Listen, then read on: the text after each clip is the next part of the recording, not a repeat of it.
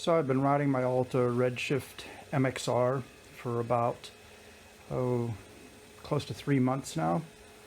I've got just about 500 miles on it total.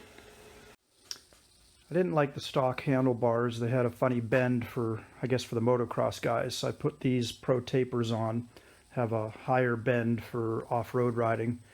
To get the bark busters to fit, I had to cut the foam here on the instrument system. That wasn't a big deal. It's held on with zip ties, and I was able to chop them and put the whole thing back together. One of the more annoying problems with this bike is that the rear brake doesn't spring back on its own. So the stock bike, when you would push down on this, it would not come back all the way.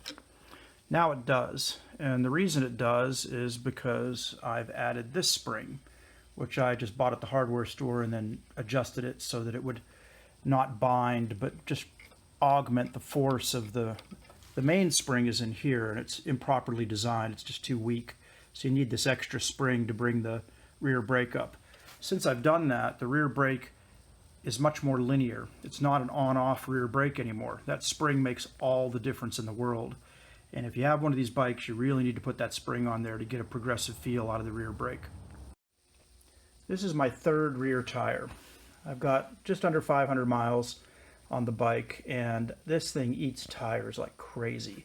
You can see the tires are worn on the front and on the back because of the heavy regen action that's not really adjustable. It eats up the tires because there's really not adequate traction control. Anytime you go over a bump, this bike develops a huge amount of wheel spin because of the excess torque and the way that it will just spin up the tire in between bumps. If they just put some acceleration limit in the software, we'd have much better traction and the tire wear would go down.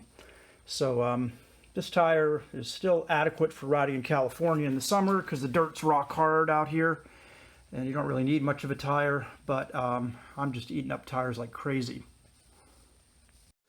Got the bike on the stand. I'm going to give a demonstration of how fast the rear wheel can accelerate with no load on it. This is what happens when you go over small bumps and the wheel lifts off the ground. You get this, I'm going to have to walk over here. You get this spin. Here's just a little bit of throttle, maybe a quarter throttle.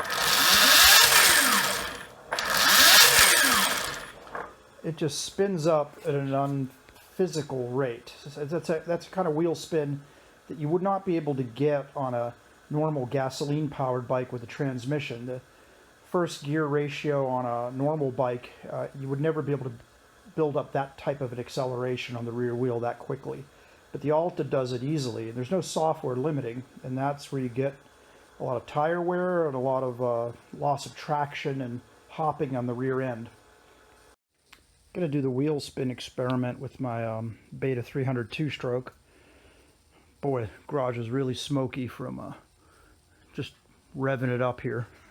Anyway, I'm going to put it in first gear and just goose the throttle a little bit. Hopefully you'll see that the wheel spin in first gear is nowhere near what the Alta does, because the Alta doesn't have any gears. The wheel instantly comes up to top speed pretty quickly. So let's just give it a shot. In gear.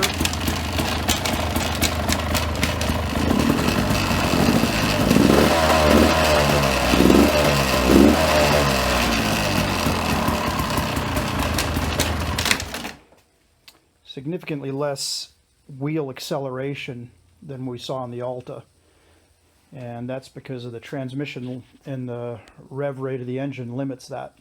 That's a fundamental difference between the gas-powered bikes and the electric bike. An electric bike just needs a slightly better software to solve this problem. Overall, the bike's held up pretty well. All of my friends have ridden it. It's about 6-7 people total. No major crashes, no major damage to the bike. I'm going to put a skid plate on it, a kickstand, and a larger countershaft sprocket. They're all on order. Also an 18-inch rear wheel. I'm not happy with the tire choices on the 19-inch. But the bike's pretty rugged, and the maintenance has been minimal. Changed the transmission oil once.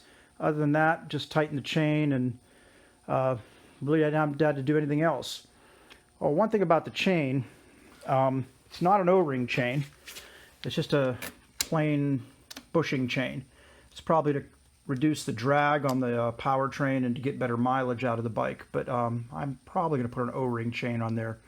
I'm not real happy with these plain, simple chains. And like I said, this countershaft sprocket is a 12 tooth. We're going to go up to a 14 tooth. That'll help limit the wheel spin, and it'll give a better top end speed. I found that this bike tops out at around 50 miles an hour. You pin the throttle, you're not going to go much faster than 50. And that's a little bit limiting for the kind of riding that I do. There are plenty of places where I can go faster than that on the trails I ride. I've also heard that it might give better range or duration. I use this generator to charge in the field. If I put the bike on charge for about 50 minutes on 240 volts, I get about half the energy into the battery pack, so I can ride another 10 miles. So you need the generator, and of course the Alta charger goes with it. The battery pack on the bike, on a good day I get 22 miles out of it. On a not so good day, maybe 19. A lot of my friends ride the bike, and the range that they were getting is almost identical. You can get substantially more range just by riding slower and by really monitoring whether you spin the wheel. But it's a dirt bike, and it's made to be ridden fast, and that means that wheel's going to spin and you're going to accelerate hard. So it's really a 20-mile range bike.